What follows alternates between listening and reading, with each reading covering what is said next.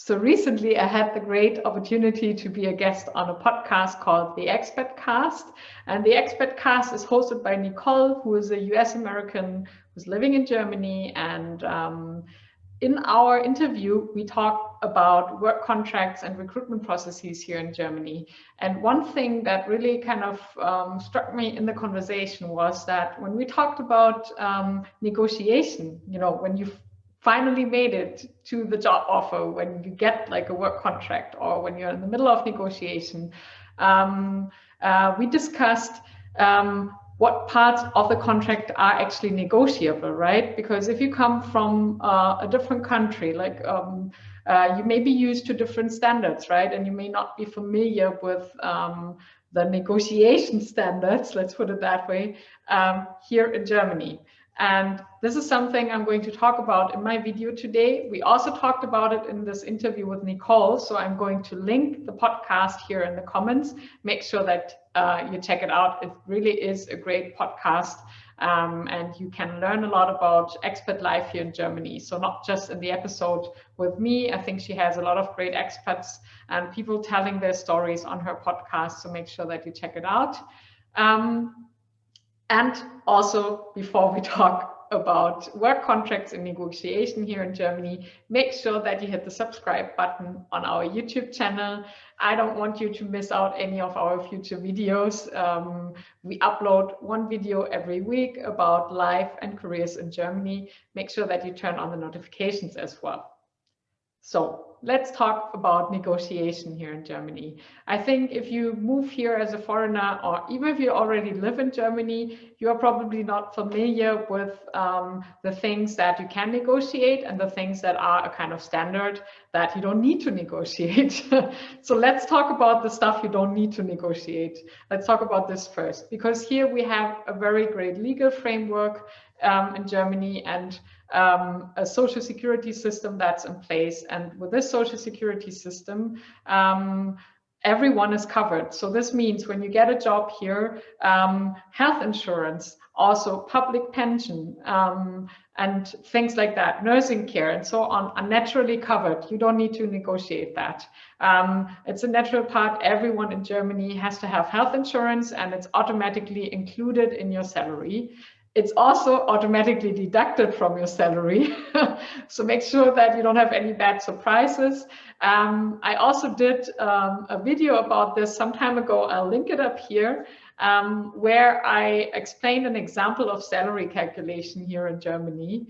But I would highly recommend you to use a salary calculator when you negotiate salary, because it's very complex. And let me tell you, even people who are familiar with it like me, I still use a salary calculator to figure things out because it's way too complicated and very difficult to understand the whole tax deduction system here in Germany. So make sure that you get the numbers right.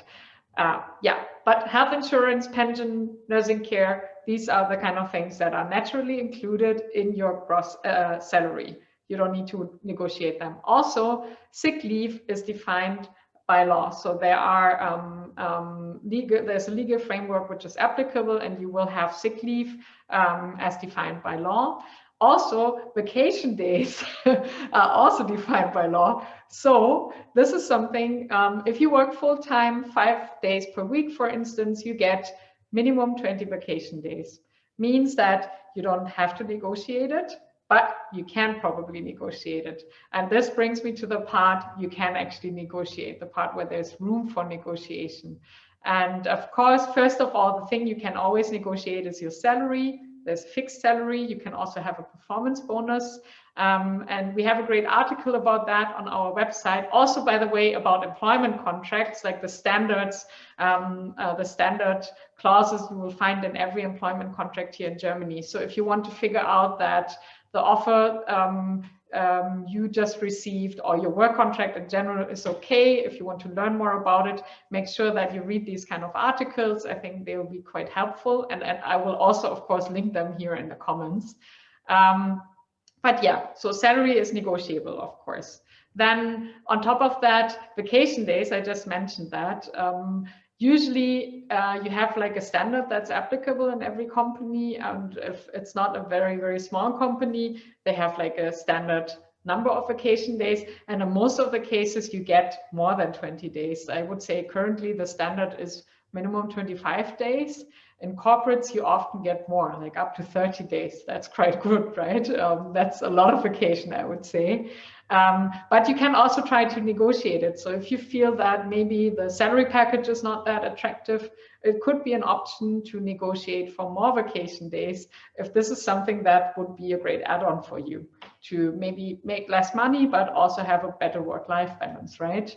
Another thing to improve your work-life balance would be to negotiate the option to have to work from home, to have a home office, or like a flex office kind of solution. I think right now, in times of the pandemic, with the whole Corona pandemic, that's naturally the case. But even if whenever we get back to normal, I think this is still something you should consider.